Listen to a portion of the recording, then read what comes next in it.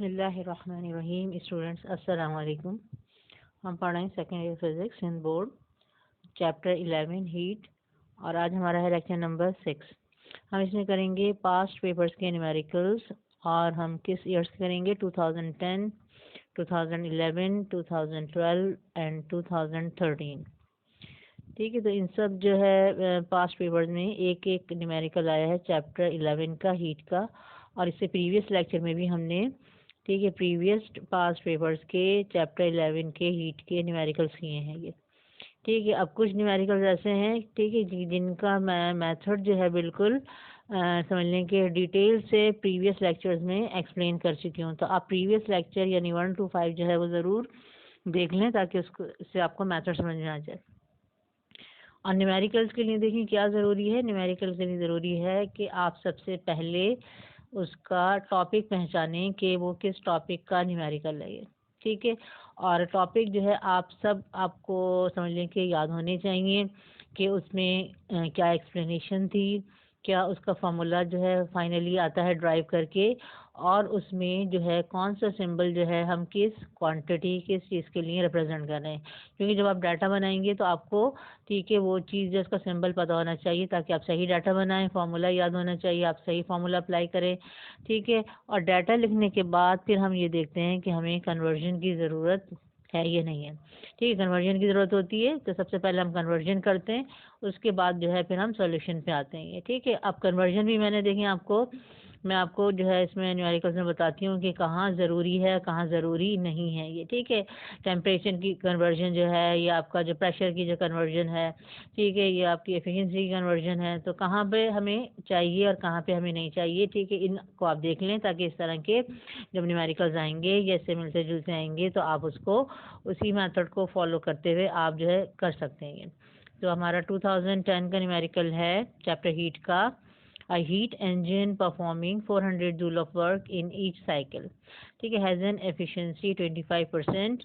How much heat is absorbed and rejected in each cycle. ठीक है, अब heat engine में देखिए मैंने आपको बताया था कि एक समझ लें कि ये हीट इंजन है, ये हीट जिससे लेता है ठीक है उसको हम कहते हैं ठीक है सोर्स। ठीक है, वो हमारी क्या होती है सोर्स, और जितना हीट ये लेता है वो होती है हमारी Q1। ठीक है, तो ये जो हीट एब्जॉर्ब्ड होती है ठीक है फ्रॉम द सोर्स, ठीक है, वो होती है Q1। और सोर्स को हम जो है वो क्या कहते हैं, हम हॉट रेजरवॉयर भी कहते हैं या हायर टेम्परेचर रेजरवॉयर भी कहते हैं ये। ठीक है, फिर ये हीट एब्जॉर्ब करने के बाद इंजन क्या करता है, ठीक है, कुछ वर्क करता है। ठीक है, उस वर्क को हम रिप्रेजेंट करते हैं W से।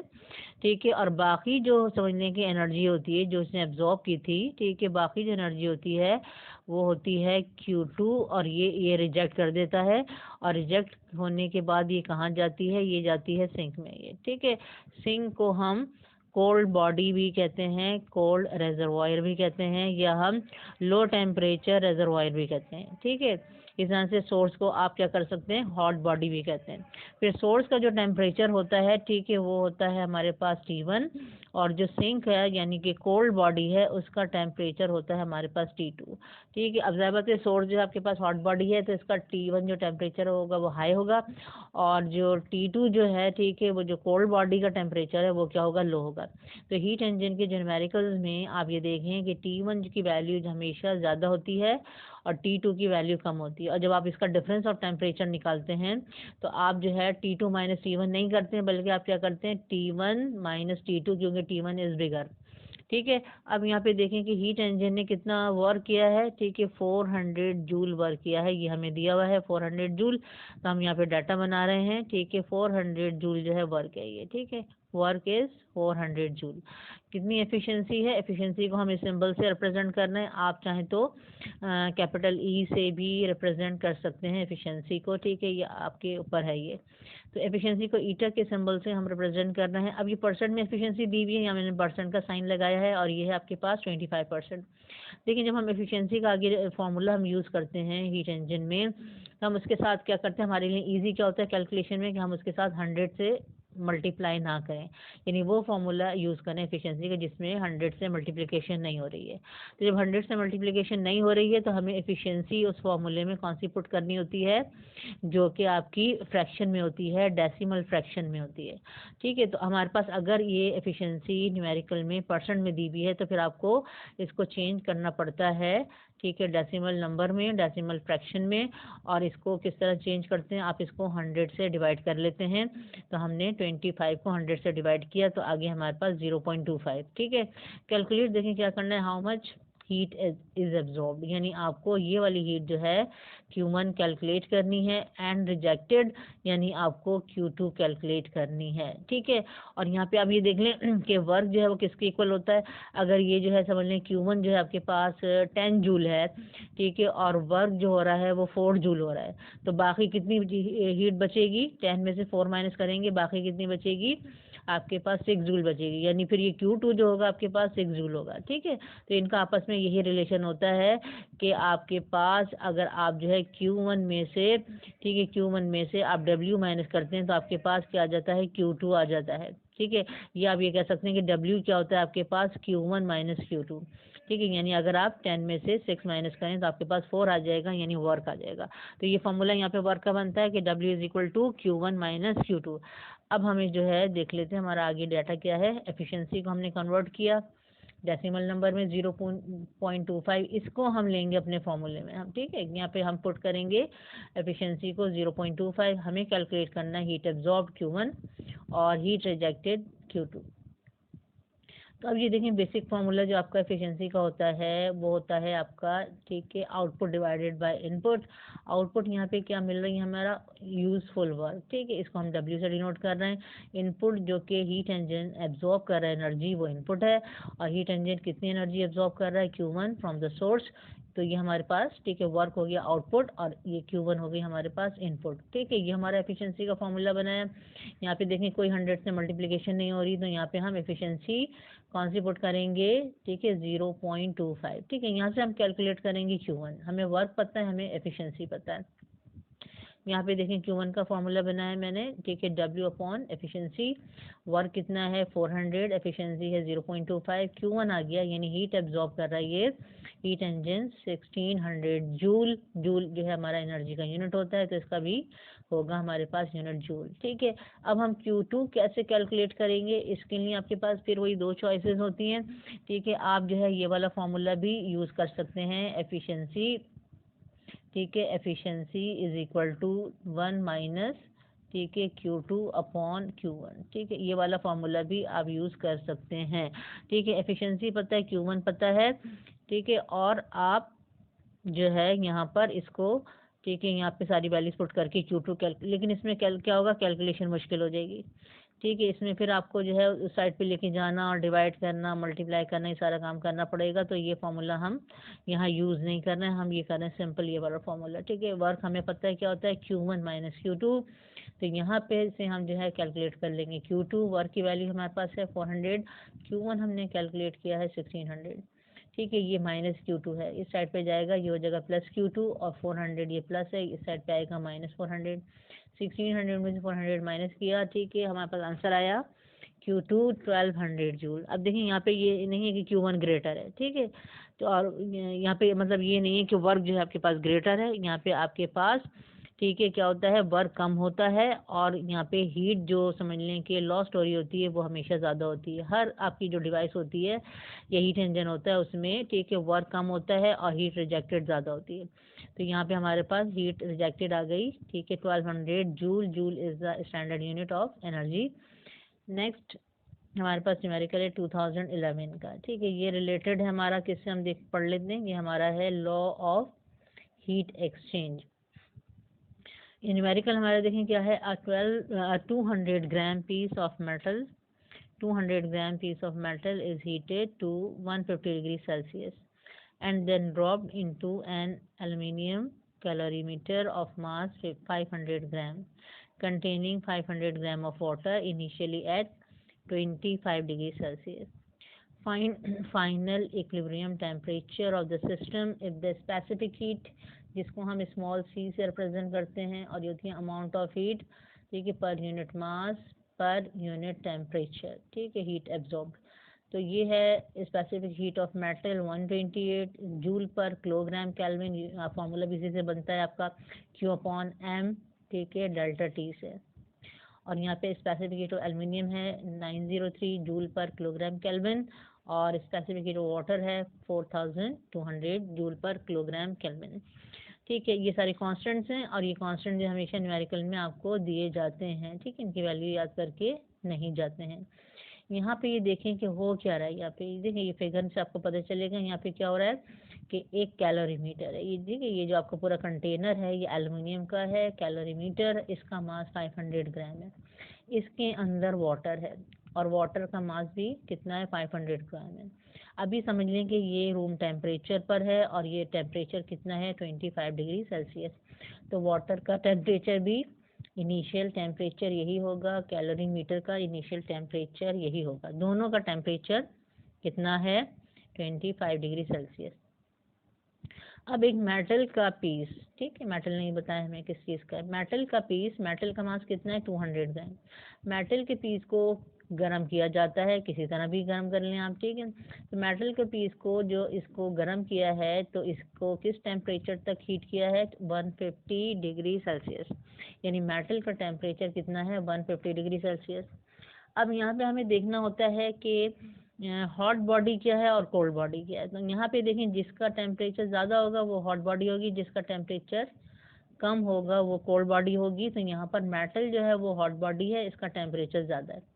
और यहाँ पर दो चीज़ें यानी कैलोरीमीटर और वाटर जो हैं, इन दोनों का टेम्परेचर 25 डिग्री सेल्सियस है, ये दोनों कोल्ड बॉडीज़ हैं, ठीक है, दोनों, ठीक है। अब यहाँ पे हमने, ठीक है, यहाँ पे हो क्या रहा है, यहाँ पे इसको, इस मेटल को गर्म करने के बाद इस वाटर के अंदर जो है वो क्या कर दिया जाता है, ठीक है, ड्रॉप कर दिया जाता है ये, ठीक है। अब वाटर के अंदर जब ये आप इस मेटल को ड्रॉप कर देंगे तो क्या होगा, ठीक है, हीट जो है, जब हॉट बॉडी और कोल्ड बॉडी आपस में एक दूसरे के साथ मिलती हैं, कांटेक्ट में आती हैं, तो हीट ट्रांसफ़र होती है किससे, from hot body to cold body, ठीक है। तो अब यहाँ पे हॉट बॉडी क्या है, यहाँ पे हॉट बॉडी जो है वो मेटल है, और कोल्ड बॉडी ये दोनों हैं, दोनों, ठीक है। तो यहाँ पर हीट ट्रांसफ़र होगी from the metal to water, और वाटर क्योंकि कैलोरीमीटर में है तो कैलोरीमीटर का, ठीक है, इसका भी टेम्परेचर राइज होगा। तो जब हीट ट्रांसफ़र होगी from metal to water and calorimeter, तो मेटल का टेम्परेचर कम होगा और वाटर और कैलोरीमीटर का टेम्परेचर ज़्यादा हो जाएगा, ठीक है। अब यहाँ पर जो हीट लॉस्ट कर रहा है, ठीक है, हीट लॉस करती है हॉट बॉडी, यानी हीट लॉस करेगा मेटल, और हीट गेन करती है कोल्ड बॉडी। तो यहाँ पे हीट गेन करेंगी दो चीज़ें, कैलोरीमीटर एंड वाटर, ठीक है। इस तरह से हमारा फार्मूला बनेगा, और हमारे पास फार्मूला क्या होता है, लॉ ऑफ हीट एक्सचेंज का, heat loss by hot body is equal to heat gain by cold body, ठीक है। तो हमारा फार्मूला बन जाएगा हीट लॉस बाय, ठीक है, कौन सी hot body, heat loss by metal is equal to heat gain by water plus heat gain by calorimeter, ठीक है। ये फार्मूला हम लेके चलेंगे। और यहाँ पे देखिए, अब आपको कैलकुलेट क्या करना है, फाइनल इक्विलिब्रियम टेम्परेचर, ठीक है। तो यहाँ पर हम जो है मेटल के जो टेम्परेचर को हम जो है T1 से रिप्रेजेंट कर लेंगे, और ये जो कैलोरीमीटर वाटर का टेम्परेचर है इसको हम T2 से रिप्रेजेंट कर लेंगे, दोनों का सेम है, दोनों का T2 से रिप्रेजेंट करेंगे। अब क्या होता है कि ज़ाहिर बात है, जब ये हीट ट्रांसफ़र हो रही है तो मेटल का टेम्परेचर कम हो रहा है, और कैलोरीमीटर वाटर का टेम्परेचर ज़्यादा हो रहा है। तो हीट कब तक ट्रांसफ़र होती है, जब तक कि सबका टेम्परेचर सेम ना हो जाए, सेम, ठीक है। तो जब सबका टेम्परेचर सेम हो जाएगा, ठीक है, यानी कि मेटल का, कैलोरीमीटर का, वाटर का, ठीक है, जब तीनों का टेम्परेचर सेम हो जाएगा फिर हीट ट्रांसफरिंग जो है वह स्टॉप हो जाएगी, यानी फिर हीट ट्रांसफ़र नहीं होगी मेटल में से वाटर में। तो वो जो सेम टेम्परेचर होता है वो होता है हमारा फाइनल इक्विलिब्रियम टेम्परेचर, और इसको हम डिनोट करेंगे किससे, T3 से, ठीक है। अब T3 जो है, ठीक है, वो क्या होगा, जब बताए कि मेटल ने जो है वो हीट लॉस की है, ठीक है, तो वो जो है समझ लें कि T3 जो टेम्परेचर होगा, ठीक है, वो 150 से कम होगा, ठीक है, और 25 से ज़्यादा होगा, ठीक है। इन दोनों के बीच का कोई टेम्परेचर होगा जिसको हम T3 से रिप्रेजेंट, क्योंकि यहाँ पे हीट गेन हुई है तो ये कैलोरीमीटर वाटर का टेम्परेचर 25 से बढ़ जाएगा, इसने हीट लॉस की है तो इसका टेम्परेचर 150 से कम हो जाएगा, तो T3 जो है 150 से कम होगा और 25 से ज़्यादा होगा। तो T3 हमें कैलकुलेट करना है फाइनल इक्विलिब्रियम टेम्परेचर, ठीक है। तो अब T3 जो है, ठीक है, वो समझ लें कि फाइनल टेम्परेचर ऑफ मेटल भी है, और यहाँ पे T3 जो है फाइनल टेम्परेचर ऑफ कैलोरीमीटर और वाटर भी है, ठीक है। यहाँ पर आप ये देख लें कि अब जो है हम इसका डाटा बना लेते हैं। यहाँ पे देखें 3 चीज़ें हमें नज़र आ रही हैं, तो आप जो है डाटा किसी तरह भी बना सकते हैं, ठीक है। एक ही ये समझ लें कि स्टेप बाय स्टेप बना लें, या आप कॉलम वाइज बना लें। तो यहाँ पर 3 चीज़ें, एक मेटल है, एक कैलोरीमीटर, एक वाटर है। तो हम अगर कॉलम वाइज डाटा बनाते हैं तो हमारे लिए उसको समझ लें कि उसमें से पिक करना, ठीक है, आगे हमारे लिए ईजी हो जाता है। तो यहाँ पर हम डाटा बना रहे हैं, ठीक है, कॉलम वाइज, ठीक है। पहले हमने मेटल की सारी चीज़ें लिखनी है, फिर वाटर की सारी चीज़ें लिखनी है, फिर यहाँ पर कैलोरीमीटर की सारी चीज़ें लिखनी है, ठीक है। और सारी चीज़ों में क्या होगा, मास, स्पेसिफिक हीट और टेम्परेचर, मास, स्पेसिफिक हीट, टेम्परेचर, मास, स्पेसिफिक हीट, टेम्परेचर। अब मेटल का देखिए मास दिया हुआ है 200 ग्राम, ठीक है। तो आप ग्राम को किलोग्राम में चेंज कर लेंगे, ठीक है। किलोग्राम में चेंज कर लिया, हमारे पास आएगा 0.2 किलोग्राम, ठीक है। उसके बाद किस तरह किया आपने, 1000 से डिवाइड करके, ठीक है, 1000 से डिवाइड करने 0.2 आ जाएगा। उसके बाद स्पेसिफिक हीट दी हुई है मेटल की 128.1, ठीक है, ये हमने लिख ली। और मेटल का टेम्परेचर है 150 डिग्री सेल्सियस, ठीक है। यहाँ पर मास ऑफ वाटर दिया हुआ है 500 ग्राम, इसको हमने चेंज किया किलोग्राम में, 1000 से डिवाइड करके 0.5 kg। वाटर की स्पेसिफिक हीट है 4200 जूल पर किलोग्राम केल्विन, और वाटर का टेम्परेचर है 25 डिग्री सेल्सियस। यहाँ पे देखें कि कैलोरीमीटर का मास है 500 ग्राम, ठीक है, इसको भी हमने 1000 से डिवाइड किया 0.5 किलोग्राम, और इसकी स्पेसिफिक हीट है 903 जूल पर किलोग्राम केल्विन, और कैलोरीमीटर का भी टेम्परेचर है 25 डिग्री सेल्सियस। तो यहाँ पे देखिए हम टेम्परेचर को मैं कन्वर्ट नहीं कर रही हूँ, अगर आप कन्वर्ट कर लेंगे तब भी आंसर जो है आपका समझ लें कि सही आएगा। यानी कि आपका जो, आप देखें, आपको टेम्परेचर मालूम करना है, ठीक है, फाइनल टेम्परेचर। तो अगर इन टेम्परेचर्स को जो हमें T1 T2 दिए हुए हैं, अगर हम इनको केल्विन में कन्वर्ट कर लेंगे तो आपका T3 का आंसर जो आएगा वो केल्विन में आएगा, ठीक है। और अगर हम इन्हें केल्विन में कन्वर्ट नहीं करेंगे तो फिर हमारा आंसर T3 का सेल्सियस में आएगा, और हम फिर इसको बाद में यानी कि एंड में हम इसको केल्विन में कन्वर्ट कर सकते हैं, ठीक है। अब केल्विन में कन्वर्ट करने से क्या होगा, ठीक है, यहाँ पे मैं क्यों नहीं कर रही, इसलिए नहीं कर रही, एक तो ये कि जब हम फार्मूला जो हम यूज़ करेंगे उसमें आएगा डेल्टा टी, और डेल्टा टी में हमें पता है कि चाहे हम, ठीक है, दो टेम्परेचर को अगर हम सब्ट्रैक्ट कर रहे हैं, तो अगर हम सेल्सियस में सब्ट्रैक्ट करें या हम केल्विन में कन्वर्ट करके सब्ट्रैक्ट करें, हमारा आंसर सेम आता है, ठीक है। तो डेल्टा टी जहाँ पे होता है यानी डिफरेंस ऑफ टेम्परेचर, वहाँ पे हमें केल्विन में कन्वर्ट करना ज़रूरी नहीं होता। और दूसरी बात यह है कि जब आप इसे केल्विन में कन्वर्ट करेंगे तो आप 273 ऐड करेंगे तो ये नंबर और बड़े हो जाएंगे, ठीक है। और बड़े होने के बाद फिर आगे जब इनकी आप देखें मल्टीप्लिकेशन होगी, ठीक है, तो उसमें आप इतने बड़े नंबर को लिखते वक्त मिस्टेक कर सकते हैं, कोई डिजिट मिस कर सकते हैं। तो यहाँ पर, ठीक है, इसमें हमारे लिए आसानी क्या है कि हम इनको अभी कन्वर्ट ना करें, ठीक है, आंसर को एंड में जाके हम कन्वर्ट कर लेंगे। अब फार्मूला देखिए हमारा क्या है, फार्मूला हमारा आपको कैलकुलेट क्या करना है, कैलकुलेट करना है आपको फाइनल टेम्परेचर जिसको हम T3 से डिनोट कर रहे हैं। फार्मूला लेंगे हम लॉ ऑफ हीट एक्सचेंज का, और ये होता है heat loss by hot body is equal to heat gain by cold body, ठीक है। अब हॉट बॉडी देखिए मैंने आपको बता दिया था कि क्या है, मेटल है, तो यहाँ पे होगा हीट लॉस बाय मेटल, और कोल्ड बॉडी के हैं वाटर एंड कैलोरीमीटर, तो ये होगा heat gain by water plus, आगे जगह नहीं थी, आपके पास अगर जगह होगी रजिस्टर में कॉपी में तो आप इसके आगे ही प्लस के आगे लिखेंगे, ठीक है, plus heat gain by calorimeter. यहाँ पे क्योंकि देखिए हमें प्रॉब्लम में दी हुई होती है स्पेसिफिक हीट, तो हम यहाँ पर स्पेसिफिक हीट का ही, ठीक है, स्पेसिफिक हीट का ही फॉर्मूला यूज़ कर रहे होते हैं। स्पेसिफिक हीट का फॉर्मूला क्या होता है, ये देख लें, आपके पास होता है C, ठीक है, आपके पास होता है C इज इक्वल टू, ठीक है, delta Q divided by M, ठीक है, डेल्टा T, ये फॉर्मूला होता है आपके पास, ठीक है। तो यहाँ पर हम जो हीट लॉस या हीट गेन जो होती है, ठीक है, वो होती है हमारे पास ये। तो डेल्टा Q का फॉर्मूला क्या बन जाएगा, देखें M और डेल्टा T को आप जब यहाँ ले जाके मल्टीप्लाई करें तो डेल्टा Q का फॉर्मूला बनता है MC डेल्टा T, ठीक है। तो जब स्पेसिफिक हीट गिवन होती है तो आप जो हीट लॉस या हीट गेन का फॉर्मूला यूज़ करते हैं वो करते हैं MC डेल्टा T, M होता है मास और C स्पेसिफिक हीट होती है उस चीज़ की, और डेल्टा टी होता है उसके टेम्परेचर में कितना चेंज आया है, ठीक है, वो आप ले रहे होते हैं। तो यहाँ पे हम दोनों के लिए, हीट लॉस के लिए और हीट गेन के लिए भी यही फॉर्मूला यूज़ करेंगे, ठीक है, MC डेल्टा टी, ठीक है। अब यहाँ पे ये देखें कि मेटल की बात हो रही है, तो यहाँ पे आप मेटल का, ठीक है, मास लेंगे M1, मेटल की स्पेसिफिक हीट C1 और मेटल का जितना टेम्परेचर चेंज हुआ है डेल्टा T1। फिर वाटर का आपने 2 से डिनोट किया है, ठीक है, mass of water M2, C2 specific heat और डेल्टा T2 ये है आपके पास change in temperature of water. फिर कैलोरीमीटर का हमने मास रिप्रेजेंट किया था M3 से, तो ये M3, C3 specific heat of calorimeter और डेल्टा 3 आपके पास change in temperature of calorimeter, ठीक है। और वाटर और कैलोरीमीटर का जो टेम्परेचर चेंज है वो सेम होगा, ठीक है। तो हम इसका आगे देखें सेम फार्मूला बनेगा। अब यहाँ पे देखें फिर आगे इसको देखते हैं M1 C1, यहाँ पे डेल्टा टी मेटल के लिए क्या आएगा, देखिए मेटल का इनिशियल टेम्परेचर था T1 150 और फाइनल जो है वो सारी चीज़ों का कितना टेम्परेचर हो जाएगा, वो है हमारा T3 जिसको हमें मालूम करना है, ठीक है। तो यहाँ पे अब देखिए हमने कहा था कि क्योंकि ये मेटल हीट लॉस कर रहा है तो फाइनल टेम्परेचर जो है, ठीक है, जो भी होगा वो 150 से कम होगा और 25 से ज़्यादा होगा।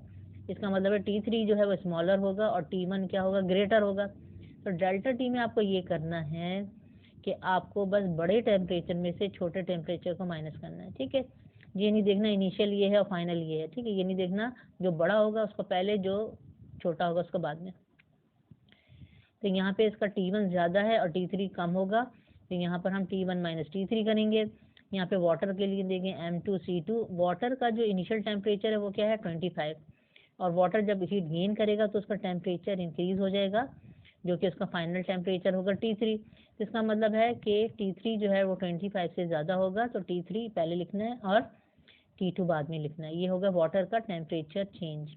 कैलोरीमीटर का भी यही टेम्परेचर चेंज होगा, ठीक है, T3 माइनस T2, T3 इसका फाइनल टेम्परेचर और T2 इसका इनिशियल टेम्परेचर आप माइनस करेंगे तो T3 बड़ा होगा इसको पहले और T2 बाद में, ठीक है। T3 में से T2 माइनस करेंगे, ठीक है। अब इनकी सारी वैल्यूज़ हम पुट कर देते हैं जो कि हमने डाटा में लिखी हैं, ठीक है। डाटा में से देखें वैल्यू लिखी मैंने 0.2 स्पेसिफिक हीट 128, 150 मेटल का टेम्परेचर T3 हमें मालूम करना है, फिर 0.5 वाटर का टेम्परेचर, 4200 वाटर की स्पेसिफिक हीट और इनिशियल टेम्परेचर 25 और यहाँ पर ये फिर कैलोरीमीटर का, ठीक है, मास 0.5, कैलोरीमीटर की स्पेसिफिक हीट 903 और कैलोरीमीटर का इनिशियल टेम्परेचर 25। अब आप इन सबको मल्टीप्लाई करेंगे और यहाँ पे स्टेप बाय स्टेप ही चलना पड़ेगा हमें। हमने पहले इन दोनों को मल्टीप्लाई किया, कितना आया 25.6 और यहाँ पे इन दोनों को मल्टीप्लाई किया और यहाँ पे इन दोनों नंबर को हमने मल्टीप्लाई किया, ठीक है। अब ब्रैकेट जो है, ठीक है, आप इसको ओपन कर लें, ठीक है। 25.6 को 150 से मल्टीप्लाई किया, 3840 और 25.6 को T3 से मल्टीप्लाई किया तो ये माइनस के साथ आएगा 25.6 T3। यहाँ पर देखें 2100 को T3 से मल्टीप्लाई किया, माइनस 2100 को 25 से मल्टीप्लाई किया, 52500, ठीक है। अभी देखें अभी से बड़े नंबर आ रहे हैं और अगर आप इस टेम्परेचर को किस में, केल्विन में कन्वर्ट करते तो यहाँ पे और बड़े नंबर आते जिनको आप लिखना मुश्किल हो जाता है, ठीक है। फिर यहाँ पे देखें 451.5 को T3 से मल्टीप्लाई किया मैंने और 451.5 को 25 से मल्टीप्लाई किया तो आया 11287.5। यहाँ पे देखें कि अब T3 की जो सारी जो समझने टर्म्स हैं एक साइड पे कर लेंगे, नंबर एक साइड पे कर लेंगे, तो ये जो माइनस के साथ T3 है आप इधर ले जाएंगे, ये ऐड होगा, ठीक है, और ये पहले से प्लस है, यानी सारे जो T3 के जो नंबर्स हैं वो इस साइड पे आके ऐड हो जाएंगे।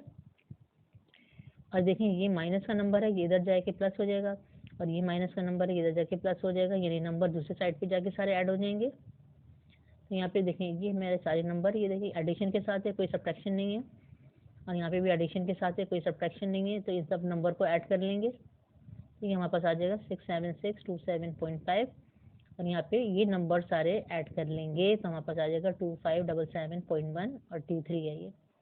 अब T3 का आपको जो है समझने वैल्यू चाहिए तो ये नंबर मल्टीप्लाई हो रहा है, यहाँ पे जाके डिनोमिनेटर में आएगा, डिवाइड करेगा तो T3 होगा हमारा 67627.5 डिवाइडेड बाय 2577.1, तो आपका आंसर आएगा ये 26.24 और ये किस में आ रहा है आपका सेल्सियस में टेम्परेचर आ रहा है 26.24 डिग्री सेल्सियस, ठीक है। अगर आप ये टेम्परेचर इसी तरह छोड़ देते हैं तो भी आपका आंसर करेक्ट होगा, ठीक है, आपको नंबर मिल जाएंगे पूरे।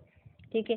और अगर आप केल्विन में देना चाहते हैं तो फिर आप केल्विन में कन्वर्ट कर लें, इस टेम्परेचर में 273 ऐड कर लें तो आपके पास आ जाएगा 299.24 केल्विन। तो यह फाइनल इक्विलिब्रियम टेम्परेचर।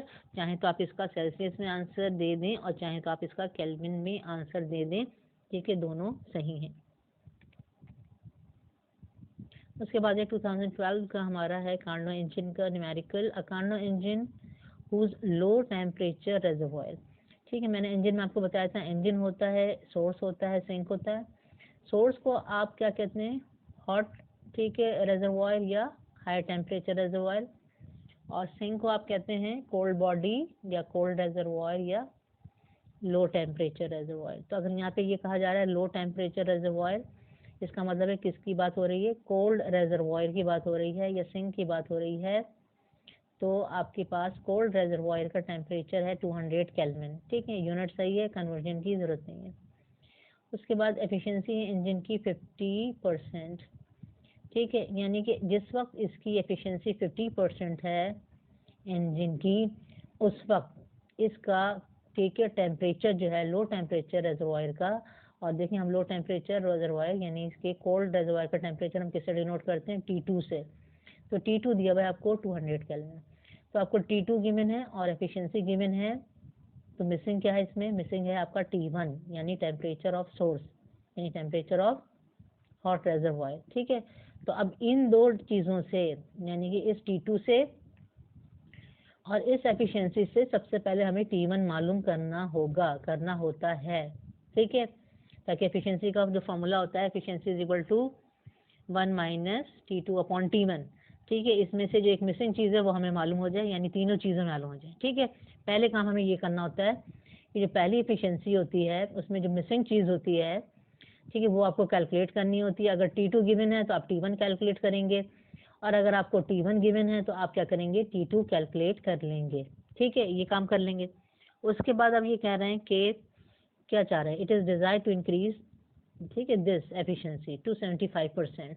अब एफिशिएंसी इंक्रीज करना चाह रहे हैं इंजन की, और कहाँ तक लेके जाना चाह रहे हैं, ठीक है, 75% तक। इसके लिए देखें हमारे पास क्या होता है, ये मैंने आपको जो प्रीवियस लेक्चर में न्यूमेरिकल्स कराए उनमें मैं बताया था कि एफिशिएंसी इंक्रीज दो तरह से होती है। या तो आप T2 जो है यानी कि कोल्ड रेजर्वॉयर, उसका टेम्परेचर और डिक्रीज कर दें, ठीक है, तो एफिशिएंसी इंक्रीज हो जाएगी इंजन की। या दूसरा ये कि आप हॉट रेजर्वॉयर का टेम्परेचर इंक्रीज कर दें तो एफिशिएंसी इंक्रीज हो जाएगी। ठीक है, तो आपका कोल्ड रेजर्वॉयर का, ठीक है, डिक्रीज करने से और हॉट रेजर्वॉयर का इंक्रीज करने से एफिशिएंसी क्या होती है, इंक्रीज होती है। तो यहाँ इन न्यूमेरिकल में आपको एक चीज़ दी जाती है, या तो कहते हैं कि आप हॉट रेजर्वॉयर का टेम्परेचर इंक्रीज करें और आप बताएं कि आपने कितना इंक्रीज किया है, या आप कहते हैं कि कोल्ड रेजर्वॉयर का टेम्परेचर आप डिक्रीज करें और आप बताएं कि आपने कितना डिक्रीज किया है। ठीक है, तो यहाँ पे आप देखें कि क्या कर रहे हैं कि by how many degrees must the temperature of low temperature reservoir be degrees if the temperature of the higher temperature reservoir constant. यानी ये कह रहे हैं कि अब आप लो टेम्परेचर रेजर्वॉयर यानी कोल्ड रेजर्वॉयर का टेम्परेचर डिक्रीज करें और बताएं कि आपने कितना डिग्री डिक्रीज किया है। ठीक है, जब तक ये एफिशिएंसी 75% ना हो जाए। ठीक है, यानी फाइनल एफिशिएंसी जो होगी या सेकंड एफिशिएंसी होगी हमारी 75%।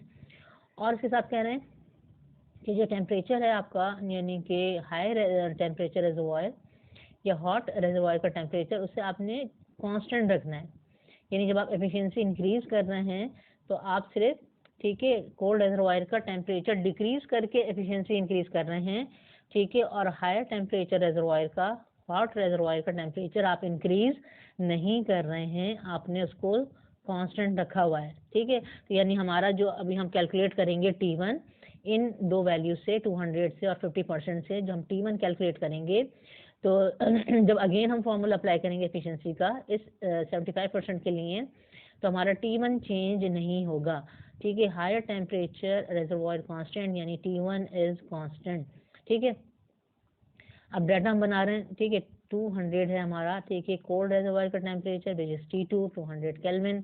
ये एफिशिएंसी जो है 50%, इसको हम, ठीक है, इसको 1 से डिनोट कर रहे हैं, eta1। ठीक है, 50% अगेन हम इसको कन्वर्ट करना है, ठीक है, डेसिमल नंबर में 100 से डिवाइड करके 0.5 सेकेंड एफिशिएंसी। ठीक है, हमारे पास है 75%, इसको भी हमने 100 से डिवाइड किया, ये हो गया 0.75। आपको जो कैलकुलेट करना है वो करना है कि आपने कितना कोल्ड रिजर्वायर का टेम्परेचर डिक्रीज किया है।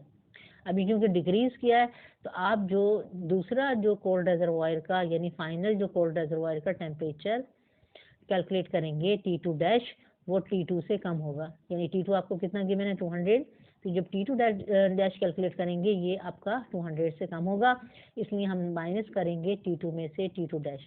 इससे हमें पता चलेगा कि हमने कोल्ड रिजर्वायर का कितना टेम्परेचर डिक्रीज किया है टेक एफिशिएंसी को 75% करने के लिए। यहाँ पर अब देखिए हम एफिशिएंसी का फॉर्मूला अप्लाई करेंगे और सबसे पहले हम कैलकुलेट करेंगे T1 क्योंकि हमारा T1 है मिसिंग। अब यहाँ पे देखें पहली एफिशिएंसी जो है वो आप लेंगे और इसका फॉर्मूला क्या होगा, वही 1 minus T2 upon T1। Efficiency given है और T2 गिवन है, T1 हम कैलकुलेट करेंगे। यहाँ पे देखें एफिशिएंसी की वैल्यू पुट की मैंने और यहाँ पर ठीक है, यहाँ पे देखें हमेशा पहले आप फर्स्ट एफिशिएंसी की वैल्यू पुट करेंगे और यहाँ पे देखें T2 गिवन है 200। अब यहाँ पे देखें ये माइनस के साथ है, ये पूरी चीज़ जो है 200 डिवाइडेड बाई T1 ये माइनस के साथ है, आप इसको इधर लेके जाएंगे प्लस हो जाएगा, पूरा इधर लेके जाएंगे। ठीक है, यहाँ पे एलसीएम लेने की ज़रूरत नहीं है। ठीक है, तो ये हो जाएगा यहाँ पर पॉजिटिव और 0.5 पॉजिटिव है तो इधर आके हो जाएगा नेगेटिव। 1 में से माइनस करेंगे 0.5 ये आएगा 0.5। अब T1 कैलकुलेट करना है क्रॉस मल्टीप्लीकेशन। ठीक है, T1 जो है इधर आ जाएगा और 0.5 इधर आ जाएगा। ठीक है, तो ये हो जाएगा 200 divided by 0.5 is equal to T1। 200 को 0.5 से डिवाइड करेंगे तो हमारे पास आ जाएगा T1। तो यहाँ पे आ रहा है आपके पास आंसर 400। अब क्योंकि इनिशियली आपका टेम्परेचर केल्विन में था, T1 भी आपका किस में आएगा, केल्विन में ही आएगा। तो T1 हमारे पास आ रहा है केल्विन में 400 केल्विन। ठीक है, ये किसका आ रहा है टेम्परेचर, ठीक है, सोर्स का या हॉट रिजर्वायर का। अब आपको जो है कैलकुलेट करना है, ठीक है, कि आपने जो है कोल्ड रिजर्वायर का टेम्परेचर डिक्रीज किया जो इनिशियली 200 था, तो आप जो है ठीक है आपको क्योंकि कोल्ड रिजर्वायर का टेम्परेचर चेंज करना है तो आप क्या करेंगे T2 डैश कैलकुलेट करेंगे। सही है, और अगर न्यूमेरिकल में ये होता है कि आपको हॉट रिजर्वायर का टेम्परेचर इंक्रीज करना है, ठीक है, to increase efficiency of the engine, तो फिर यहाँ पे आप क्या कैलकुलेट करते हैं, यहाँ पे आप T1 डैश कैलकुलेट करते, और जब T1 डैश कैलकुलेट करते तो यहाँ पर फिर आप क्या लेते, यहाँ पे T2 लेते, यानी T2 होता रिमेन्स कांस्टेंट। ठीक है, तो यहाँ पर अब हम T2 डैश कैलकुलेट करना है। ठीक है, और यहाँ पे आप सेकंड एफिशिएंसी लेंगे और फॉर्मूला होगा हमारा 1 माइनस T2 डैश और T1 हमें बताया था रिमेन्स कांस्टेंट, तो यहाँ पे आपके पास T1 रहेगा और इसकी वैल्यू आप लेंगे 400। यहाँ पे देखिए हम वैल्यूज पुट कर रहे हैं। ठीक है, सेकंड एफिशिएंसी 0.75 और T1 400। यहाँ पे भी आप इसी तरह करेंगे, ये पूरा जो समझ लें कि टर्म है इसको आप ले जाएंगे यहाँ पर पॉजिटिव हो जाएगी और ये पॉजिटिव जो है यहाँ पे नेगेटिव हो जाएगा। 1 में से माइनस करेंगे 0.75 0.25 आएगा। T2 डैश के लिए आप क्या करेंगे, ये आप 400 को यहाँ ले जाएंगे क्रॉस मल्टीप्लीकेशन और 400 मल्टीप्लाई होगा 0.25 से। 400 को मैंने 0.25 से मल्टीप्लाई किया आएगा 100, ये आ रहा है केल्विन में। यानी आपने जो टेम्परेचर डिक्रीज करके कोल्ड रिजर्वायर का कहाँ तक पहुँचा दिया, आपने पहुँचा दिया 100 केल्विन तक, और इनिशियल कितना था कोल्ड रिजर्वायर का टेम्परेचर 200 केल्विन। तो हमने कितना डिक्रीज किया है, ठीक है, कितना हमने कम किया है, ये हम माइनस करके कैलकुलेट करेंगे। तो T2 में से जब हम T2 डैश माइनस करेंगे, T2 है 200, T2 डैश है 100, माइनस करेंगे तो आपके पास आएगा 100, यानी कि कोल्ड रिजर्वायर का टेम्परेचर हमने कितना डिक्रीज किया 100 केल्विन और एफिशिएंसी कितनी हो गई फिर 75%। तो आप जो है यहाँ पे चाहे तो स्टेटमेंट लिख दें और चाहे तो ना लिखें, temperature of cold reservoir must be decrease by 100 kelvin. ठीक है, ये हमारा आंसर आया। नेक्स्ट न्यूमेरिकल है 2013 का, द डिफरेंस ऑफ, ठीक है, ये भी हीट इंजन का है, the difference of temperature between hot body यानी hot reservoir and cold body यानी cold reservoir is 120 degree Celsius. अब मैंने बताया था कि हॉट रिजर्वायर का टेम्परेचर आप T1 से डिनोट करते हैं और कोल्ड रिजर्वायर का टेम्परेचर आप T2 से डिनोट करते हैं। तो T1 हायर होता है, T2 लोअर होता है। तो जब आप डिफरेंस लेते हैं इन दो टेम्परेचर का तो हम माइनस करते हैं T1 माइनस T2। ठीक है, T2 माइनस T1 नहीं करते हैं, ठीक है, क्योंकि T1 ग्रेटर है, T2 स्मॉलर है। तो यहाँ पे जो 120 है डिफरेंस ऑफ टेम्परेचर, ये होगा T1 माइनस T2। लेकिन डाटा में भी मैंने यही लिखा है T1 minus T2 is equal to 120 degree Celsius. और यहाँ पे हम कन्वर्ट नहीं करेंगे, ठीक है, यहाँ पे हम कन्वर्जन नहीं करेंगे, ठीक है, और यहाँ कन्वर्जन कर भी नहीं सकते क्योंकि जब डेल्टा टी होता है तो डेल्टा टी में, ठीक है, यहाँ पर समझ लीजिए कि अगर आप इसे केल्विन में कन्वर्ट करके जब आप दो टेम्परेचर को माइनस करते हैं तो आंसर जैसे ही आता है, ठीक है। तो यहाँ पर अगर देखिए कोई समझ लें इस तरह सॉल्व कर रहा है कि यहाँ पर 120 में प्लस 273 कर रहा है तो वो रॉन्ग हो जाएगा क्योंकि केल्विन में भी आपके पास क्या है 120 केल्विन, ठीक है। तो यहाँ पे हमारा बेस्ट समझ लीजिए मेथड यही होता है कि हम इसको 120 डिग्री सेल्सियस रखें और जब हम टेम्परेचर निकालेंगे T1 T2 वो हमारे सेल्सियस में आएंगे, बाद में एंड में जाके हमारी मर्जी होती है, ठीक है, चाहे तो हम इसे केल्विन में कन्वर्ट कर दें, केल्विन में आंसर दे दें, और चाहे तो हम इसको इसका आंसर सेल्सियस में दे दें, ठीक है। तो यहाँ पर हमें एफिशिएंसी दी हुई है, if the heat engine is 30% efficient, ठीक है, ये एफिशिएंसी है, यहाँ मैंने लिखा 30%। Find the temperature of hot and cold body, यानी आपको हॉट रिजर्वायर का टेम्परेचर कैलकुलेट करना है T1 और कोल्ड रिजर्वायर का टेम्परेचर कैलकुलेट करना है T2, ठीक है। यहाँ पे एफिशिएंसी को हम कन्वर्ट कर लेंगे डिवाइड करके 100 से 0.3, temperature of hot body T1 calculate करना है, temperature of cold body T2 calculate करना है, ठीक है। हॉट बॉडी वही है source hot reservoir, cold body क्या है सिंक कोल्ड रेजर्वायर। अब यहाँ पे देखें फॉर्मूला हम यूज़ कर रहे हैं हीट इंजन का, ठीक है, आपके पास एफिशिएंसी का फॉर्मूला है, efficiency is equal to 1 minus T2 upon T1। अब क्योंकि डाटा में आपको दिया हुआ T1 माइनस T2 तो यहाँ पे हम इसका LCM लेंगे, T1 LCM आएगा और फिर T1 1 से मल्टीप्लाई होकर T1, और यहाँ पे आपके पास क्योंकि T1 और T1 जो है कैंसिल हो जाएगा तो 1 मल्टीप्लाई बाय T2 LCM आएगा T1 minus T2 divided by T1 minus T2 की वैल्यू दी हुई है, एफिशिएंसी की वैल्यू दी हुई है, यहाँ से आप T1 कैलकुलेट कर लेंगे, ठीक है। तो यहाँ पर आपके देखें T1 माइनस T2 दिया हुआ है 120 और ये एफिशिएंसी है, यहाँ पे आप क्रॉस मल्टीप्लाई करें, T1 यहाँ लेके जाएं, 0.3 यहाँ लेके आएँ, 120 को डिवाइड करें 0.3 से, आंसर आएगा T1 400 डिग्री सेल्सियस, ये सेल्सियस में आ रहा है। अगर आप केल्विन में आंसर देना चाहते हैं तो यहाँ इस एंड पे आप इसमें प्लस 273 कर लें और फिर जो आंसर आएगा वो आपका केल्विन में आंसर होगा, ठीक है। अब आप देखें T2 के लिए फिर आप जो है वो फॉर्मूला दोबारा भी रिपीट कर सकते हैं, ठीक है, efficiency is equal to 1 minus T2 upon T1, ठीक है, वहाँ से भी T2 आ जाएगा लेकिन वो उसमें, ठीक है, लंबा मेथड हो जाएगा, कैलकुलेशन ज़्यादा हो जाएगी, ठीक है। और यहाँ पर हमारे पास इजी मेथड यही है कि डाटा में हमें दिया हुआ है T1 minus T2 is equal to 120, तो यहाँ से हम कैलकुलेट कर लें T1 हम कैलकुलेट कर जो है हमारे पास आ गया है 400 और ये है 120 और ये माइनस T2 जो है इस साइड पे आ जाएगा प्लस T2 और 120 जो है इस साइड पे आ जाएगा -20, माइनस 120 करना है, 400 में से माइनस 120 करेंगे 280 आएगा। तो ये टेम्परेचर ऑफ कोल्ड रिजर्वायर आया है 280 डिग्री सेल्सियस, ये भी सेल्सियस में आएगा।